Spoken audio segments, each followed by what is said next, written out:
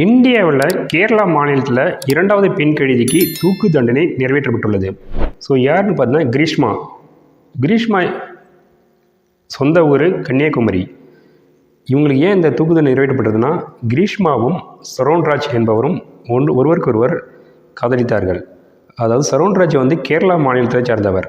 அதாவது கன்னியாகுமரி ப்ளஸ் கேரளா ரெண்டு பார்டருக்குள்ள. ஸோ பக்கம் தான் ஒரு 20 மினிட்ஸ் ட்ராவல். ஸோ இவங்க 2 பேர்த்து வீட்டுக்கும் இவங்களோட லவ் எங்கே முதல்ல இவங்க 2 பேர்த்துக்குமே வந்து காதல் எங்கே ஏற்பட்டதுன்னா, கன்னியாகுமரியோட ஒரு காலேஜில் பஸ்ஸில் போகும்போது தான் காதல் ஏற்பட்டதுன்னு சொல்கிறாங்க.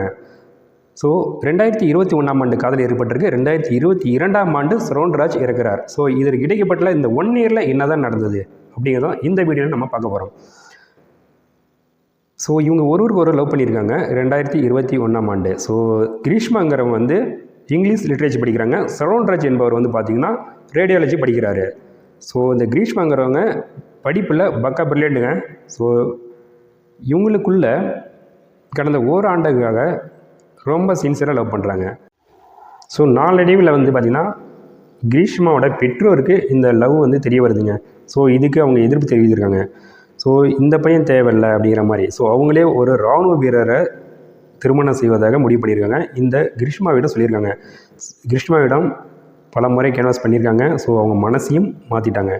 ஸோ மாற்றின பிறகு இனியும் சரவண்ராஜ் கூட பழக வேணான்ட்டு இந்த பொண்ணும் திட்டமிட்டுருக்காங்க. திட்டமிட்டதுபடி இல்லைங்க. ஸோ சரவண்ராஜை கொலை செய்கிறதுக்கு முயற்சி பண்ணுறாங்க. ஒரு முறை ஜூஸ், அந்த மேங்கோ ஜூஸ் இருக்குல்ல, ஸோ அந்த ஜூஸில் தூக்க மாத்திரை கலந்துருக்காங்க. ஸோ தூக்க மாத்திரை கலந்து குடிச்சிருக்காங்க. ஸோ அந்த வீடியோ நீங்களே பாருங்கள். இந்த தூக்க மாத்திரையை கலந்து குடித்தோடனே அந்த ஜூஸ் வந்து ஒரு மாதிரியாக இருக்குது. அவர் அவாய்ட் பண்ணியிருக்காரு. 1 முறை 2 முறை இல்லைங்க, கிட்டத்தட்ட 7-8 முறை வந்து இதே மாதிரி பல முறை கொலை செய்ய முயற்சி பண்ணியிருக்காங்க. ஸோ அதில் எதுவுமே அவருக்கு அந்தளவுக்கு எஃபெக்ட் தாக்கலை.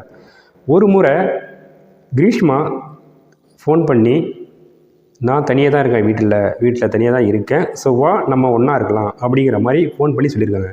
ஸோ சரவண்ராஜையும் பக்கம் தானே, கேரளா ப்ளஸ் கன்னியாகுமரி. ஸோ 2 பக்கம் தான் 20 மினிட்ஸ் தான் அவங்க வீட்டுக்கு ரீச் ஆகிக்கலாம். ஸோ இவர் பைக் எடுத்து வந்திருக்காரு. வந்த உடனே அந்த கிரீஷ்மா என்னன்னா ஒரு கசாயம் குடிச்சிருக்காங்க.